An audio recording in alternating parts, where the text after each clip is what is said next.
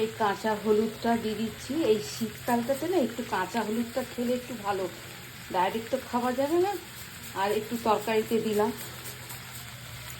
এটা পেঁয়াজ কলি, বেগুন, কুমড়ো, কচি কুমড়ো আর আলু দিয়ে একটু ভাজা ভাজা করবো।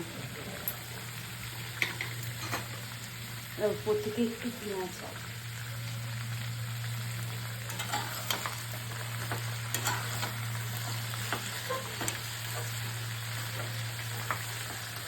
আলুটার পরিমাণটা কম দিয়েছি।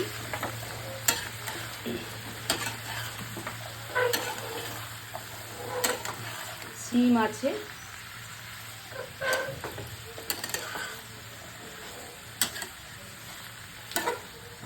এটাতে জল দেব না, এই সবজির রসেই এটা হয়ে যাবে।